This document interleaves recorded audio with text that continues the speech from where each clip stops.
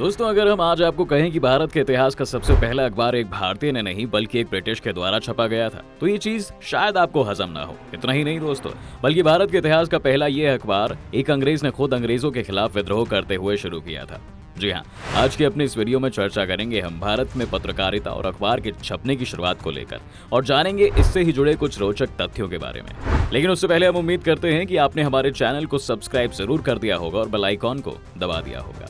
दोस्तों, आज भारत में पत्रकारिता को शुरू हुए 2 सेंचुरी से भी ज्यादा का समय हो रहा है। और आपको क्या ये पता है कि आखिर किसने भारत में अखबार की शुरुआत की? पत्रकारिता शब्द से उस समय के कॉलोनियल रूल्स क्यों डरते थे? पत्रकारिता के आ जाने पर उस पर प्रतिबंध किस प्रकार से लगाया गया और कैसे काले पत्रकारिता के गला घोटू कानून लाकर उसे पाबंदी के अंदर रखने का प्रयास किया गया। खैर, हमने जो ये 200 सालों से ज्यादा का इतिहास देखा है उसमें कई चेंजेस भी आए हैं दोस्तों, और इन चेंजेस का आना नेचुरल भी था। पहले जब जर्नलिज्म का शुरुआती दौर था और हम गुलामी के दौर से गुजर रहे थे, तब हमारे द्वारा पत्रकारिता का इस्तेमाल आजादी के संघर्ष के लिए किया गया था। उस समय भारत में पत्रकारिता ने बहुत संघर्ष देखा था, जिसको लेकर कई पत्रकारों ने अपने घर तक को गिरवी रखवा दिया था। जहां शुरुआत में आजादी के लिए पत्रकारिता का इस्तेमाल हुआ, वहीं आजादी के बाद भारत में नौकरी, भुखमरी और शिक्षा जैसी चीजों के लिए इन अखबारों ने अपनी स्याही बुलंद की। धीरे धीरे विज्ञापन का महत्व भी बढ़ने लगा और 1990 के कोल्ड वॉर खत्म होने के बाद इसमें बदलाव आए और पूरे भारत ने ग्लोबलाइजेशन को अपनाया, जिससे जर्नलिज्म का क्षेत्र भी अछूता नहीं रह पाया। हिक्की का बंगाल गजट यानी कि हिक्कीज बंगाल गजट एशिया और भारत में पब्लिश होने वाला पहला अंग्रेजी अखबार था। 29 जनवरी 1780 को कोलकाता से इसका पब्लिकेशन शुरू हुआ था। इसके एडिटर जेम्स ऑगस्टस हिक्की थे और न्यूज़पेपर की भाषा ब्रिटिश इंग्लिश थी। भारत में न्यूज़पेपर निकालने का पहला concept Dutch adventurer William Bolts ने दिया था, लेकिन हिक्की इस कॉन्सेप्ट को इंप्लीमेंट करने वाले पहले शख्स थे। ये न्यूज़पेपर हर शनिवार को पब्लिश होने वाला वीकली एडिशन था। इस समाचार पत्र ने उस वक्त ब्रिटिश एम्पायर को आईना दिखाने का काम किया था और हुकूमत को प्रेस की ताकत का एहसास करवाया था। उस वक्त इस अखबार ने अपनी खबरों से अंग्रेज हुकूमत के शीर्ष पर मौजूद कई ताकतवर लोगों को हिलाकर रख दिया था। अपनी खबरों के दम पर बंगाल गजट ने कई लोगों के करप्शन, ब्राइबरी और ह्यूमन राइट्स वायलेशंस को उजागर करने का काम किया था। कहने को तो दोस्तों हिक्की एक अंग्रेज थे, पर इन्होंने जो साहसिक रूप से अंग्रेजी सरकार के खिलाफ अखबार निकालना शुरू किया, उससे अंग्रेजों में खलबली मच गई और लगभग 2 साल बाद अंग्रेजों ने इस अखबार को जब्त कर उन्हें इंग्लैंड भेज दिया। देखा जाए तो हिक्की के इस अखबार ने भारतीयों को एक हथियार दे दिया था, जो कि अंग्रेज किसी भी कीमत पर नहीं चाहते थे। 1780 से 82 में कई और समाचार पत्र निकलने लगे, जैसे कि the Bengal Journal, Calcutta Chronicle, Madras Courier, Bombay Herald. इसी समय बंगाल गजट ने उस वक्त भारत के गवर्नर जनरल वॉरेन हेस्टिंग्स पर आरोप लगाया था कि उन्होंने भारतीय सुप्रीम कोर्ट के चीफ जस्टिस को घूस दी है। इस अखबार में भारत के गरीबों का जिक्र किया जाता था। उन सैनिकों की खबरें प्रकाशित की जाती थीं जो ब्रिटिश ईस्ट इंडिया कंपनी की तरफ से युद्ध में लड़ते हुए मारे गए। दोस्तों, ईस्ट इंडिया कंपनी ने भारत के लगभग हर हिस्से पर अपनी सत्ता फैला ली थी। इसके साथ ही कंपनी के सैनिक भी सभी जगह तैनात रहते थे। हालांकि साल 1857 की क्रांति ने अंग्रेजों को चौकन्ना जरूर कर दिया था। ऐसा भी कहा जाता है कि 1857 की क्रांति के लिए बंगाल गजट ने ही भारतीय सैनिकों को विद्रोह के लिए तैयार किया था और हेस्टिंग्स के खिलाफ जाने के लिए उनके भीतर ज्वाला भरी थी। बंगाल गजट अपनी प्रभावी पत्रकारिता के जरिए अंग्रेज सरकार की आंखों में चुभने लगा था। खासतौर पर वॉरेन हेस्टिंग्स इससे सबसे अधिक प्रभावित थे। पर दोस्तों, अब सवाल ये उठता है कि आखिर क्यों अंग्रेज भारत में पत्रकारिता का दीपक नहीं चलने दे रहे थे?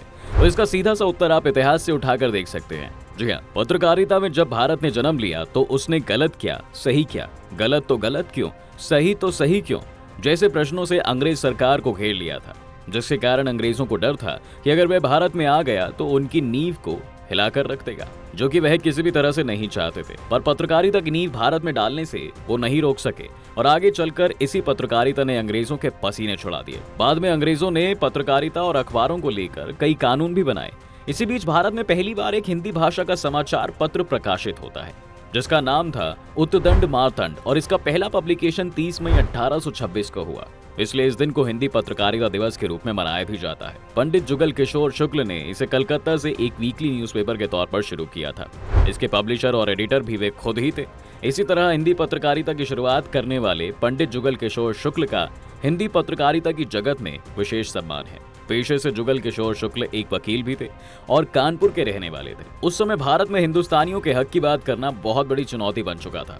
इसी के लिए दोस्तों उन्होंने कलकत्ता के बड़ा बाजार इलाके में अमरतल्ला लेन कोलू टोला से शुरू किया। इसी के साथ अंग्रेजी सरकार प्रेस के रेगुलेशन को लेकर हर मुमकिन प्रयास कर रही थी। लॉर्ड कैनिंग ने भारत के वॉइस रॉय बनने के 1 साल बाद 1857 में भारत का पहला फ्रीडम स्ट्रगल शुरू किया, जिसको अंग्रेजों ने 1858 में जीत तो लिया, पर वह प्रेस और अखबारों के जरिए उसके बाद भी कई दिनों तक चलता रहा। सन 1860 में इंडियन पेनल कोड की स्थापना हुई और देशद्रोह के कानून भी बनाए गए। सन 1869 में सर जॉन लॉरेंस जब वाइसराय बने तो उन्होंने प्रिंटिंग प्रेस और समाचार पत्रों को रेगुलेट करने के लिए एक कानून भी पारित किया, जिसे अंग्रेजी में regulation of printing press and the newspaper act कहा गया। दोस्तों 1 मार्च 1878 को जब वर्नाक्युलर प्रेस एक्ट को लागू किया गया तो यह उस समय भारत में प्रेस की फ्रीडम पर सबसे कड़े नियमों में से एक था। जी हाँ, इस एक्ट ने सरकार को लोकल प्रेस में सेंसर रिपोर्ट और एडिटोरियल के रेगुलेशन पर कई तरीके से अधिकार दिए। यह लोकल प्रेस को ब्रिटिश नीतियों की आलोचना करने से रोकने का सबसे बड़ा प्रयास था।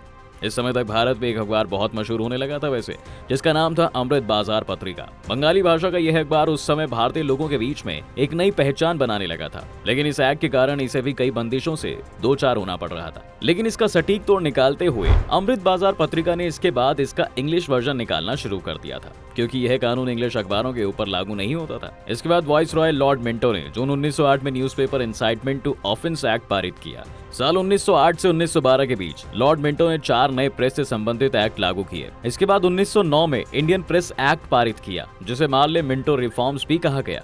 बाद में 1910 में दी प्रेस एक्ट और 1911 में सेडिशन प्रिवेंशन एक्ट भी लागू किया गया। दोस्तों कहा जाता है कि 1910 में लागू किए गए प्रेस अधिनियम ने भारतीय अखबारों पर एक बार फिर से नकेल कसना शुरू कर दिया। इसके तहत प्रिंटिंग प्रेस पर नियंत्रित करने का पूरा अधिकार एक बार फिर सरकार के हाथों में पहुंच गया था। अब साथ ही साथ स्वतंत्रता का संग्राम आगे बढ़ रहा था और देश के हर हिस्से से आजादी की आवाजें बुलंद होने लगी थी।